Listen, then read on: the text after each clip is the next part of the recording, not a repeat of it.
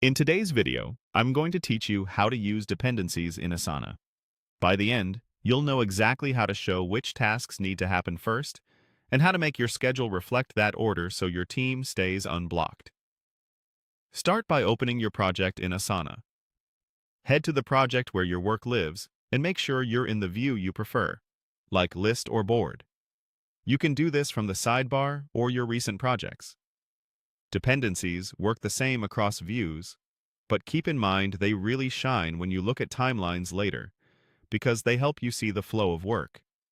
Next, open the task whose order you want to manage. Click the task to bring up its details panel on the right.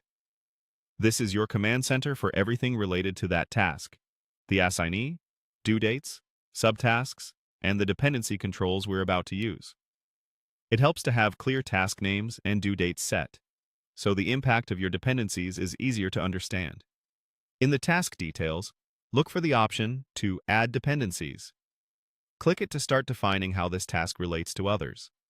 You're telling Asana whether this task has to wait for something else, or if it's the one holding another task back. You'll see two choices: Blocked by and Blocking. Choose Blocked by when this task can't start until another task is finished. Think waiting on design before you begin development. Choose Blocking if this task is the prerequisite for something else, so your task must be completed before another team member can proceed. Picking the right direction is important because it drives the right notifications and visual indicators. Now, select the related task. Click. Find a task, start typing its name, and choose it from the results.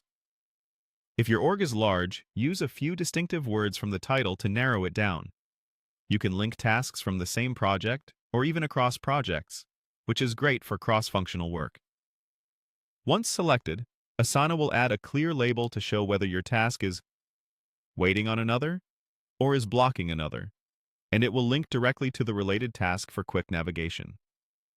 That's it. You've connected the tasks with a dependency. From here, you'll see clearer sequencing, better visibility into blockers, and fewer surprises. If you notice conflicts in timing later, dependencies make it easier to adjust dates and communicate changes.